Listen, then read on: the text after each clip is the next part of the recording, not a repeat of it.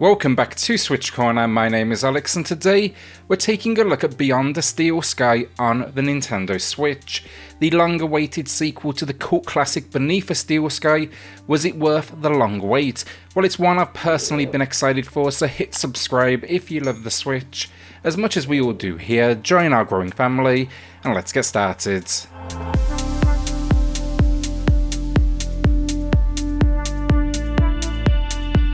So story then, and we pick up offence as Robert Foster some years after the offence of the original, in fact 10 years, a Gaplander living outside of Union City. This is a place he had once lived in until he was exiled, his current home think a village within a wasteland. Certain events occur though opening the game, however, and a child is abducted during a brutal attack by what can only be described as a walking vehicle of sorts. You're failed to bring said child back, and this leads you to Union City, the very place you saved in the original game from an evil AI dictatorship. Get into Union City though, uncover the truth about the missing child, reunite with longtime friend Robot Joey, who you crafted as a child, and meet a great cast along the way. It's honestly a fantastic story. Really enjoyed the return to the world. There's plenty of references to that original game, though no prior knowledge here is required. It for sure catches you up, and the writing, it knows when to focus on the jokes, the serious and the emotion to great effect. And all of this, honestly, I absolutely expected because Charles Cecil is behind it, creator of Broken Sword. So gameplay, and essentially what we have here is a point and click adventure with modernised controls, meaning free movement attached to the left stick and then complete control over the camera with the right. You can also sprint, which is a welcome addition to gameplay. The controls though fine, honestly, there's no high speed action in here though, no free combat. This is all focused around exploration, dialogue and puzzle solving. It's kind of old school in that sense, but for me, fans of this one, the series, it's exactly what they wanted. Also, anyone that loved a point and click adventure, you should absolutely be taking a look. The game though, you can consider it almost broken into different sections. I wouldn't call it open world, rather it's a small number of open locations that you will be tasked with investigating.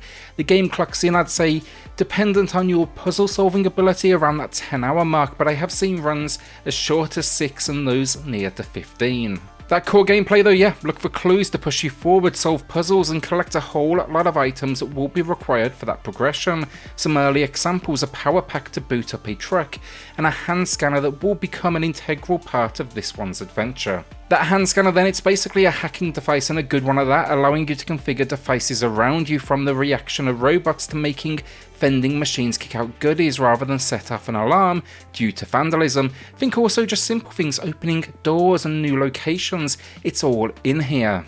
It's simple stuff though, but effective, and it feels like a nice side piece to all of the dialogue and inventory management. That's one thing I will add here though, it's not incredibly challenging for the genre, and all of its puzzles and completion, they rarely felt obscure, which almost became a trademark for the genre back in the day. This one, it's definitely keeping it grounded. You'll absolutely get stuck in moments, but it never gets frustrating. That is not necessarily a bad thing. Facing an issue as well, there's a handy hint menu in the options. My suggestion though, keep away from it and face the challenge as it should be handled. In the long run, it will be a whole lot more rewarding, even if you might beat yourself up when you realise what the solution is, and I speak here from experience. That help menu though, the hint menu, may be just a little bit too simplified. Issues wise, the hand scanner, it's good. I did enjoy figuring out its uses, but there's a few moments when you need, let's say, a few different systems or like robots in your line of sight. It didn't always react as intended and pick up on everything around me. I had to keep on shuffling my character about just slightly till I was in that very perfect position. This was perhaps my only moment of frustration with the game. Also, sure, modern controls, but it is still pretty slow and even, I'd say, clunky at points, honestly, but nothing that harms the experience. It also may be smaller than some expect, with maybe a dozen locations to explore. That is not a problem, but more a warning. If you're going into this expecting an epic scale, you definitely will not find it. That all said though, I think it's a great and relatively simple entry to the genre, where it avoids overcomplicating the gameplay in favour of simply celebrating the characters and the world. I think that was a smart idea, and I really enjoyed going on this ride. Replayability wise as well, it even packs in a director's commentary mode that can be turned on to add this extra element to your second journey. Visually then, and sadly, look, the Switch edition has issues. I love the visual style first off. It's relatively simplistic with an overall cartoony look, but this was directed by the legend that is comic book artist Dave Gibbons, who worked on the original game as well as Watchmen. From the comic book cell storytelling moments though to the world, it is a beautiful style that is both vivid and varied.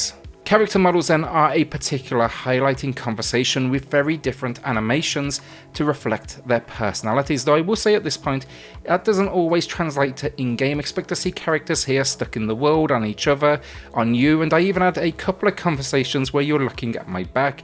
These all minimal and infrequent, but I wanted to put that out there. It seems these characters, they're very much like stuck to a set path. Here's the two big problems I do have though, like textures. For some of the close-up moments on objects and the environment, they are lowish quality with heavy pixelation. That's fine when it's not an object of interest, but there's a few reveals in here where you will question why a little extra power wasn't reserved for such an important discovery. The big one then though popping in some of the larger locations, like the outskirts of Union City, the opening location in the game, characters will literally pop in ahead of you. It's a little frustrating when you're looking for, let's say, a specific character you need to interact with, and then they pop into focus just a few feet away. As a note here as well, it does not impact the world it seems, but only the population. I managed with it, but I would be lying if I didn't say it was a little disappointing. It also gave me this fear of, am I missing something here? Is there a character that I can't see that should be very clear, that should be obvious? Fortunately though, it seems that never happened and I was able to get through things relatively easily. The final bit of visuals then in handout, it's for the most part fine, but just expect the hand scanner screen to be a little on the small side. Now you can zoom in and overcome the issue, but it really slows you down because the screen pans so slowly, so expect to be zooming out, finding what you need, zooming back in and then repeating. Fortunately, you won't be spending a huge amount of time on this screen, but I definitely wanted to put it out there. Overall for visuals, I love the style, the characters, the animations for the most part, but it's let down by the occasional low quality texture and popping. So audio finally, and it's a large cast first off, and it is fully voice acted. It can vary in acting ability, but for the most part I was impressed. It really brings the characters to life and adds weight to the whole experience.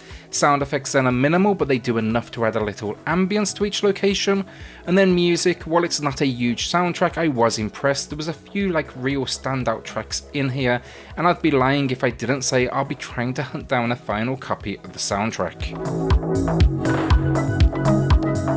So the final verdict, and I really enjoyed Beyond the Steel Sky. It feels like a worthy tribute to this world and the contained characters, and thanks to the Charles Cecil and Dave Gibbons, inclusion, it feels absolutely worthy of the name. From that storytelling to the visual design, they clearly have a lot of love for their creation, and understandably so.